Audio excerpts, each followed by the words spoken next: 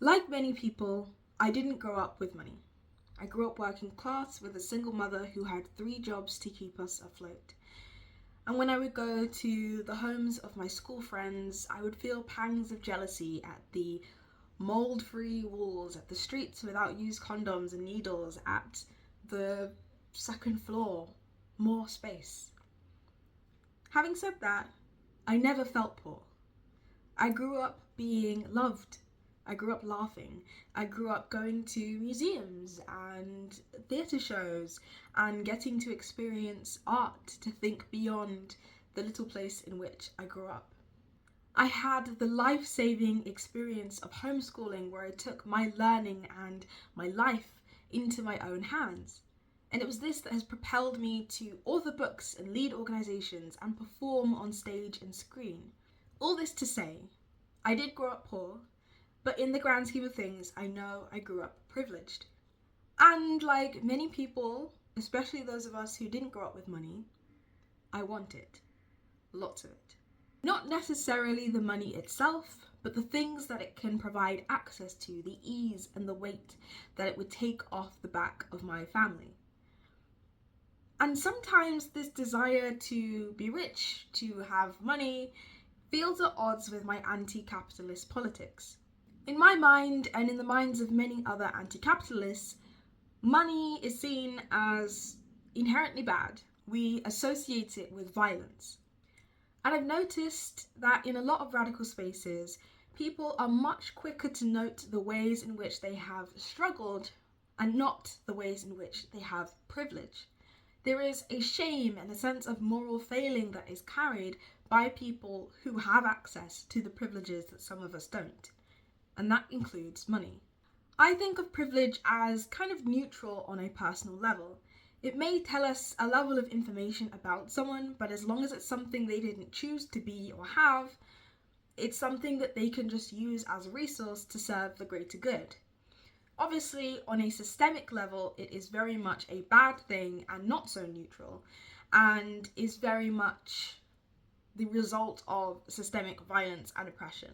Running a grassroots organisation and fairly recently becoming an adult has opened my eyes to money in new ways and taught me a lot about it and my relationship with it. And this video is going to explore some of those thoughts around money, around relationship to money, especially within radical spaces and in radically minded people. This is a video for people who don't like capitalism but want to survive under it as ethically and strategically as possible. I am not an economist, I am not a historian, and I don't purport to be an expert in anything at all, so I welcome any thoughts and reflections in the comments to add to this conversation, and like anything and everything I share on this channel, please take what works and leave what doesn't, and leave a comment about anything that doesn't make sense or you think is missing. My name is AIYANA and welcome to the AIYANA GOODFELLOW SHOw. This is a channel where I help you live life in alignment with your values. I want to shout out to my producers. Thank you so much for supporting the channel and this video and making it happen. It is very simple and easy and quick and free to become a producer. All you have to do is like and subscribe. So please do that. Like and subscribe. Cool. Let's get into it. So I'm going to start with a few points about money. Reframing money, or rather framing my argument as to how we should think about money. And number one is that money is a resource.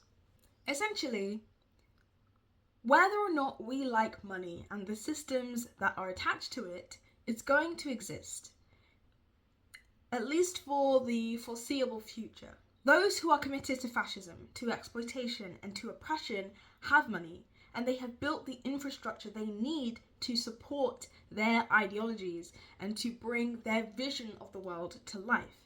And they put their money where their mouth is. For people who don't like fascism and don't like oppression, we can't say the same. And my question is, are we going to let money just sit there and be stewarded by people who are going to use it for bad intentions? Or are we going to strategically take stewardship over it so that we can use it to our favour and to further our goals for collective liberation? In a lot of leftist spaces, there are DIY, low-level, scrappy versions of the world in which we want to live in and the things that we want to exist. But in London, where I am alone, there are literally millions of people. And whilst these DIY scrappy versions are incredible, bring us so much hope, and are curated by people who don't have a lot of cash, who don't have a lot of resources, and put it together in that very scrappy way, we can't do that for millions of people. And if we want to envision a truly liberatory world, it has to be a world that has reliable social services that aren't going to leave people behind. We need things that are reliable, we need things that are scalable, and we need things that are well resourced. And in today's society, if we want to come up with those prototypes, if we want to build them and imagine what an ideal world would look like, we will need money to create that. Unfortunately, I feel like a lot of leftists have a problem with this, and it's probably because you're more likely to be anti-capitalist if capitalism isn't working in your favour. In other words, I'm sure a lot of us are more likely to be working class and to not have a lot of money or not have a lot of privilege in the first place.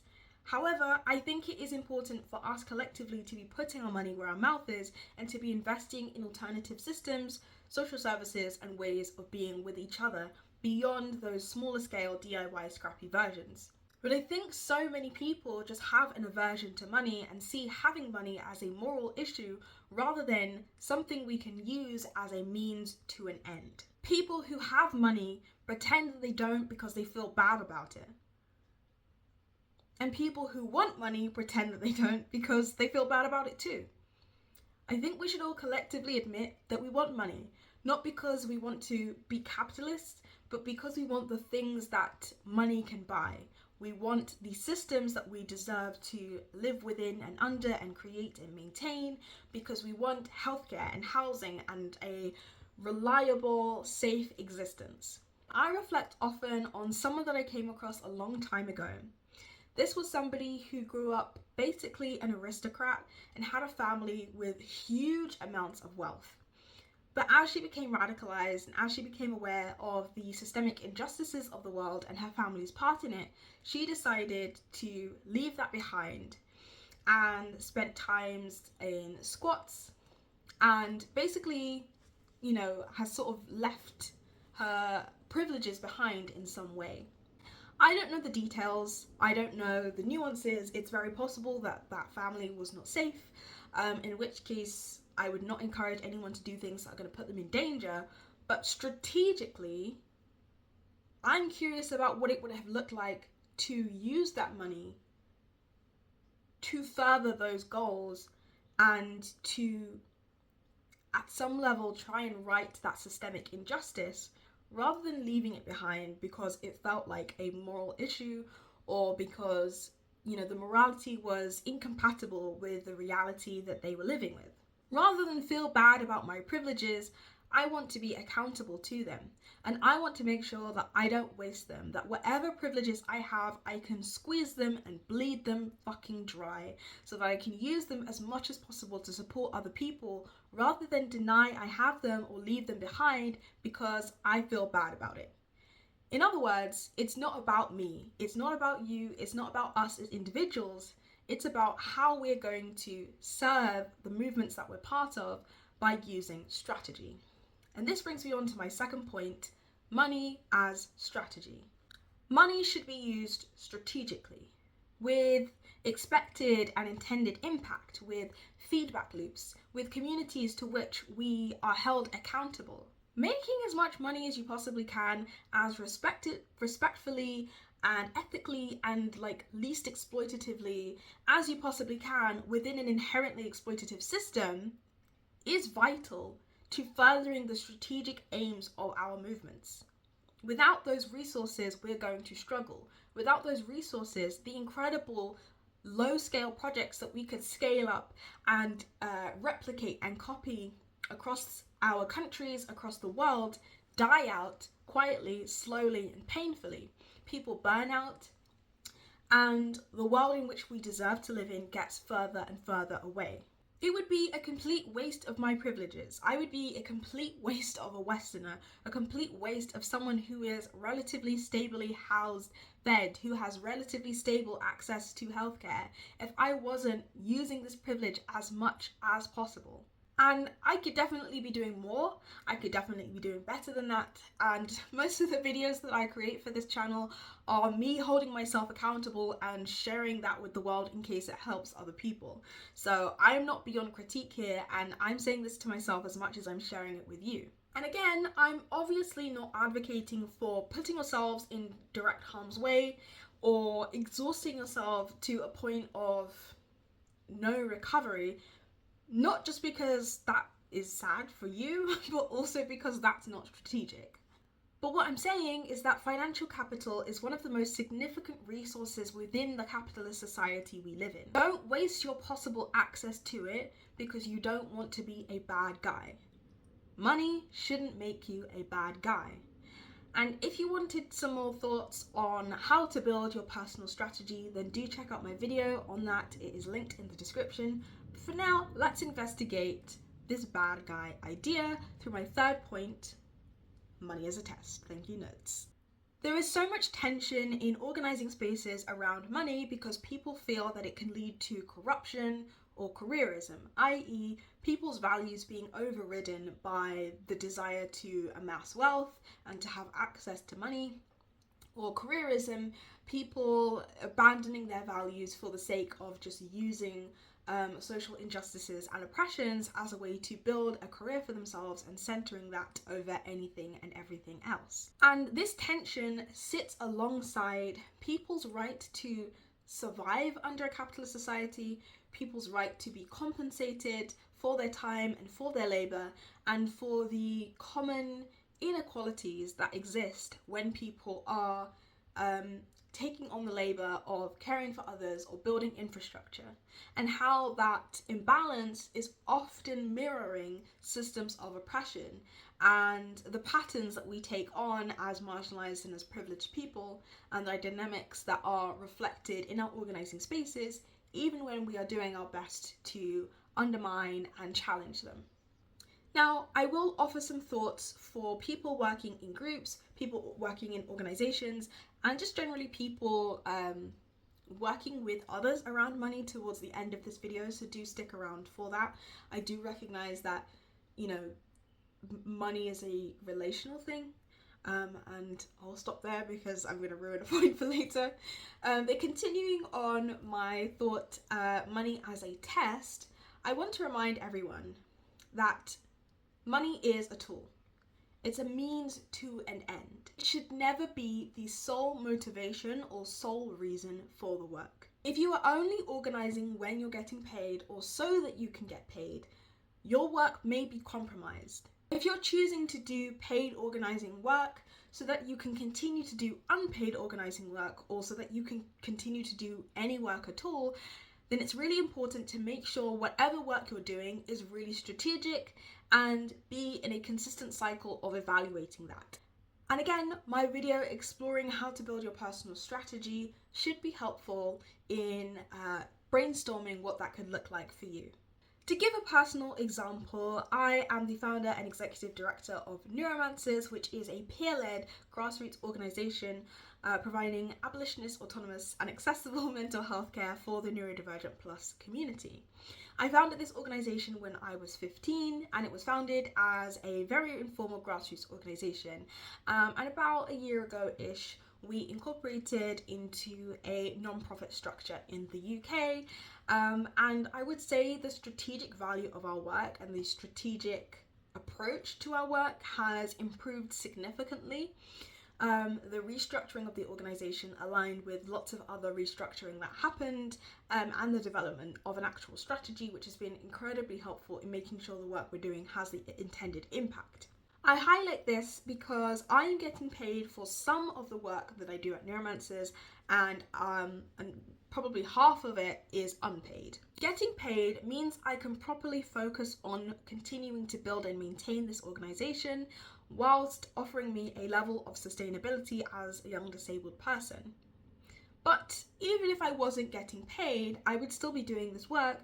I would just be doing it less and possibly to a lower standard, and I would possibly be more stressed about it, and it would be possibly having a negative impact on my well-being and my mental health because it wouldn't be as sustainable. But if someone was to turn around and give me personally, or give the organisation, millions and millions and millions and millions and millions and millions of pounds, that would be great.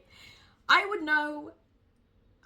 be very shocked and very excited about that, and what that opens us up to be able to do. But we have a strategy as an organisation, and I have a strategy as an individual, and so I would know how to strategically approach using that resource of money to further our goals. I would be able to go through a process of sitting down and figuring out how this is going to be used, because I already have strategies and I already have feedback and accountability loops in place, so that if somebody turns around one day and decides to do that, all I have to do is scale what I already have in place to meet that. If you can't trust yourself to not fall into corruption and careerism because of money, can you trust yourself at all? And it's not about trusting myself as in I've decided today to trust myself and that's it.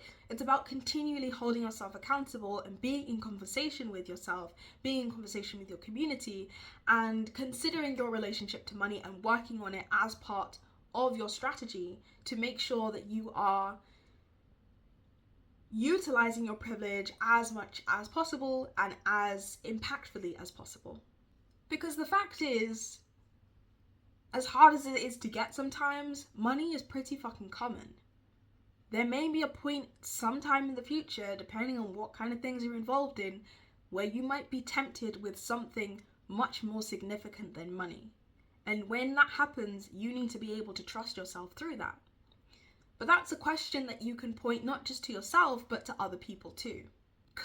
Can you genuinely trust your pals, your friends, your comrades, your fellow organisers, however you think of these people, whatever you call them, if they had the same thing happen to them, if they had, somehow got millions and millions and millions, could you trust them to stick by their values? And is this a conversation that you can openly have with those people? If not, to me, that's a red flag. And if so, I would love to know how those conversations went, so please leave your reflections in the comments. As I mentioned before, money is not an individual or personal thing, it is a relational thing, so I'm going to run through a few other thoughts that might be more applicable to money in groups. They could be families, they could be organisations, they could be collectives. I'm really hoping that these are helpful, so please stick around to see if they work for you.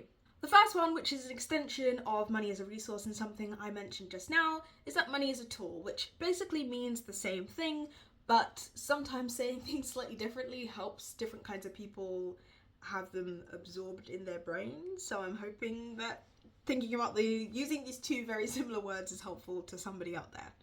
If money is a tool, then we need to attach specific goals to that tool. So if you're sitting around with your group or even yourself and you're thinking about money and the fact that you want money, don't just think about you want money, think about what is the thing that money would get you. For example, if you were organising an event, a gathering of some kind, and you want money, you want funding, you want to raise a pot to use, you're not just raising it for no reason, you're raising it for the specific goal of, for example, supporting access needs so people can safely and comfortably and accessibly attend whatever event that you're organising. What that means is money is a tool, money is a major way to be able to meet those goals, but it is not the be-all and end-all. It is not the only way. Therefore, if you don't have access to money, you can think about other tools that you could use to reach your same goal. For example, if you haven't got the funds to support people's access needs by, say, reimbursing travel, what you could do to support access needs is organise some kind of rideshare where someone with a couple of, like a van or someone with a car can go around and pick people up from the station to make the journey from the station to the venue easier. The most important thing to be committed to is your values, your vision and your goals, not the money itself. It's just a means to an end. My other thought is relationality. For example, if you're a group, an individual, an organisation, whatever you are, and you are thinking about the nuance between needing to be compensated for some work and wanting to maintain a level of unpaid work to hold yourself accountable, to ensure you're not going to be corrupted and compromised and so on. Think about the different groups, organizations, or individuals you're working with.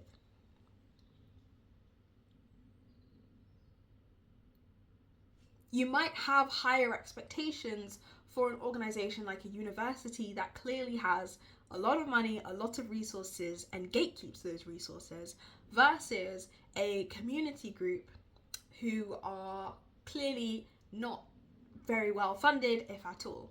That means that if you are a group or collective, you need to be transparent about what you do have access to you so that people can have appropriate expectations. This is one of the learnings that I have had. Neuromancers is a very well organized organization, and I think sometimes the way that we present makes people think that we have access to a lot more resources than we actually do. And so being really transparent about that, being really clear about where donations are going if you're raising donations, where funding is coming from if you're receiving funding, is really useful in helping to communicate and manage people's expectations and support the relationality of your group or organization and the communities or people that you're working with. Another key thing as an organization is culture.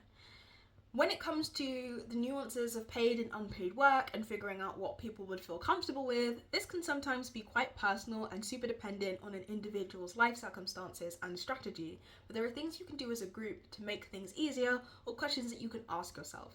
For example, is this a culture where people are contributing and getting something out of it? Are they able to see the impact their contribution is having on the world, on society, on the communities that you are part of and are working with?